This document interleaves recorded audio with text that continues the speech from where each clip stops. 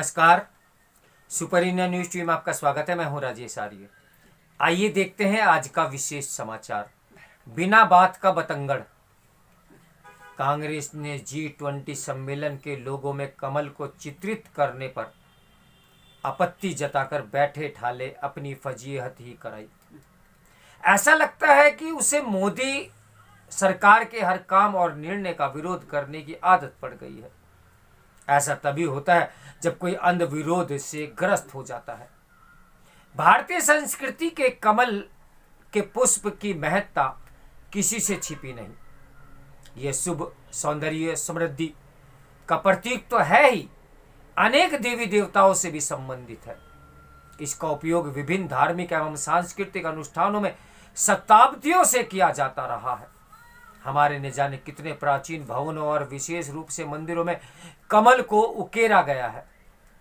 संभवतः इसी कारण 1857 में जन जन तक स्वतंत्रता संग्राम का संदेश देने के लिए रोटी और कमल का वितरण किया जाता था। स्वतंत्रता के उपरांत भी विभिन्न संस्थाओं के प्रतीक चिन्हों, सरकारी आयोजनों के साथ डाक टिकटों में इसका उपयोग किया जाता रहा।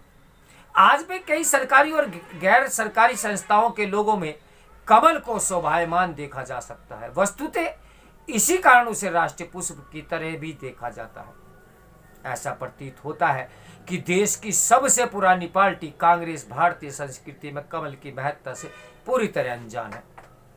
अब यह विडंबना भी है कि भारत जोड़ो यात्रा पर निकली कांग्रेस भारतीय संस्कृति में कमल की महत्ता और उपयोगिता से अपरिचित दिख रही है।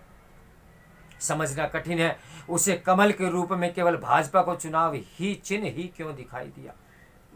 इससे भी विचित्र यह रहा कि किन्हीं कारणों से वह इस नतीजे पर भी पहुंच गई। लगती है कि G20 सम्मेलन में लोगों को चित्रित कमल ठीक वैसा ही है जैसा भाजपा का चुनाव निशान। यदि कांग्रेस को यह लगता है कि G20 सम्मेलन के लोगों में कमल को दर्शाए जाने से भाजपा को राजनीतिक लाभ मिलेगा, तो उसे स्पष्ट करना चाहिए कि ऐसा कैसे होगा।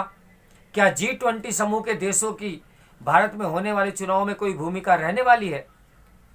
कोई भी समझ सकता है कि कांग्रेस ने बिना बात का बतंगड़ बनाकर अपनी जग हंसाई करा ली।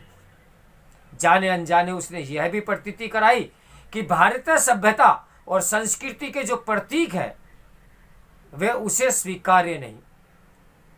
यह तो वाम दलों वाला रवैया हो गया। वास्तव में कमल पर आपत्ति खड़ी कर कांग्रेस ने एक बार फिर यह प्रकट किया कि वाम दलों की संगत में उसकी मानसिकता उनके जैसे ही होती जा रही है। क्या वह ये चाहती है कि कमल का अन्यंत्र उपयोग इसलिए प्रतिबंधित किया जाए क्योंकि वह भाजपा का चुनाव चिन्ह है? यदि कांग्रेस देश की संस्कृति के प्रतीकों के प्रति सम्मान भाव नहीं प्रकट कर सकती तो कम से कम उसे उसका विरोध भी तो नहीं करना चाहिए।